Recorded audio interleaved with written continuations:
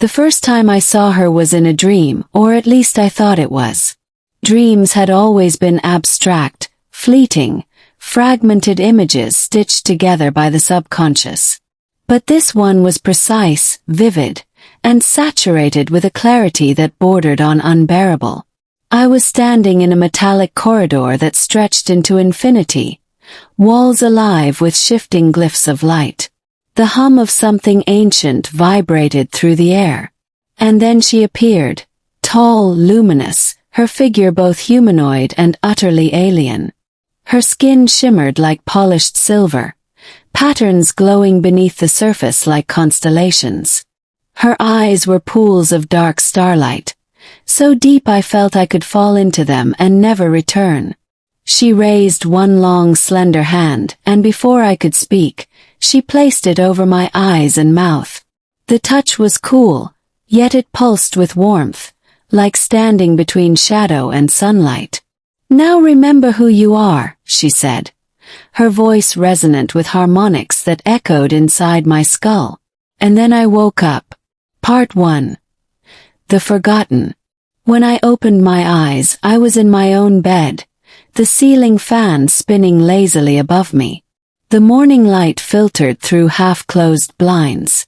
Everything looked normal, painfully normal. But something in me felt disturbed, like I had been peeled open and then sewn shut again. 4 days after, I couldn't shake the dream. The phrase repeated in my head like a haunting mantra. Now remember who you are. But who was I really? I worked at a research institute in orbital mechanics, a respectable, stable job. My life was a sequence of equations, simulations, and occasional lectures. Friends were few, family distant. I lived alone. By all accounts, I was ordinary. Yet the dream dug into me. I started sketching her face compulsively on scraps of paper. Every line, every curve of her alien features imprinted into my memory as though I had always known her. Then came the visions, fleeting at first.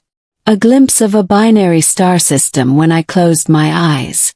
A sense of weightlessness while sitting at my desk. A rush of languages I did not know but somehow understood. And then one night, when the visions overwhelmed me, I saw her again. She stood at the foot of my bed. Not a dream this time. Her presence bent the air around her, shimmering like heat waves. I froze, heart pounding. She approached slowly, and once again, she placed her hand over my mouth and eyes. "Do not fear," she whispered. "You are more than this." Part 2. The Awakening. The next morning, I woke in a haze of déjà vu. My apartment looked wrong, like it was a simulation struggling to maintain coherence. The walls flickered for a moment, then stabilized. At work I couldn't focus. Equations blurred, numbers danced out of sequence. I left early and wandered the city aimlessly, yet the streets themselves seemed unfamiliar. Buildings looked taller than they should. The sky seemed more vibrant, as though layered with hidden geometry. By the time I returned home, she was waiting. "Why me?" I asked aloud before she even spoke.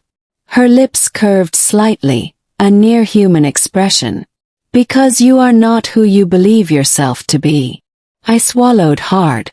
"Then who am I?" Her gaze pierced me. "A fragment. An exile. A forgotten traveler cast into this flesh and made to forget. But it is time to remember." She extended her hand. I hesitated but finally touched it. In an instant my vision exploded.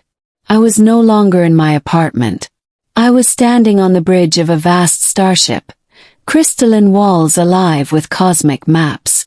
A fleet of vessels stretched across the void, their forms resembling living organisms more than machines. I looked down at my reflection in a polished surface, my human body gone, replaced with a form like hers. Silver skin, luminous patterns, eyes that contained galaxies. And I remembered. Part 3. The Memory of Exile. Long before Earth, long before this fragile identity I had clung to, I had been a voyager among the stars. Part of a people known as the Elorians, beings who shaped light and memory itself. We traversed not just space but the fabric of consciousness. But there had been war. Not of weapons but of wills. A civil fracture among the Elorians, one side wishing to guide younger species into awakening, the other determined to keep them bound, dependent, and silent. I had stood against the oppressors. And for my defiance, my consciousness was stripped, shattered, and cast into the primitive shell of a human body. My memory erased. My purpose buried. Till now. The alien woman, my kin, was no stranger. She was Eliera, once my closest companion, my commander, my something more.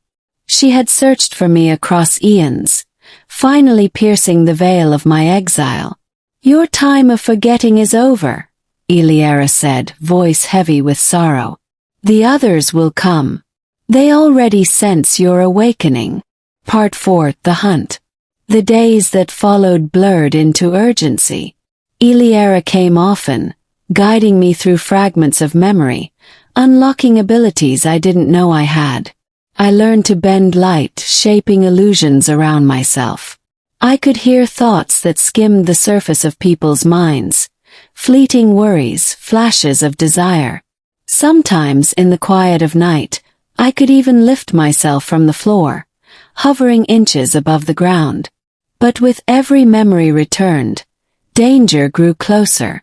One evening, as Eliera and I stood on my rooftop beneath a bruised sky, she stiffened. "They've found you," she whispered. I felt it too, a pressure like the atmosphere itself tightening. Shapes emerged on the horizon, tall, shadowed figures that moved unnaturally fast, their bodies cloaked in distortions. The wardens. Those who had exiled me. "Run!" Eliera commanded. We fled into the labyrinth of the city, the wardens pursuing with relentless precision. They did not move like humans. They glided, bent through corners, their presence unraveling lights as they passed. At last, Eliera turned and raised both hands, unleashing a torrent of radiant energy. The night ignited in white fire. The wardens staggered, but they did not fall. "You must finish this," she urged me. "Remember fully." Part 5, The Choice. And so I reached inward, past fear, past confusion, into the well of what I truly was. In that moment I remembered not just myself, but all of it. The voyages, the battles, the vows I had made. I remembered the oath that had bound me to protect free will in all species. The exile had been meant to erase me. Instead, it had tempered me, grounded me in mortality, taught me what it was to live fragile, fleeting lives like humans. I raised my hands and light poured forth. Not a weapon, but a wave of memory itself. The wardens froze as the light touched them. Their distortions flickered. Their forms wavered. And in their eyes, for the first time, I saw hesitation.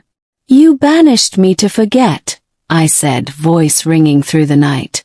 "But I remember now. And so shall you." The wave consumed them. When the brilliance faded, the wardens were gone. Whether destroyed or transformed, I could not say. Only silence remained, broken by Eliera's steady breath beside me. "You've done it," she said softly. "You've awakened." Part 6. The ending that begins. But awakening was not the end. It was only the beginning. The earth below me was no longer just a home of exile. It was a fragile cradle of potential.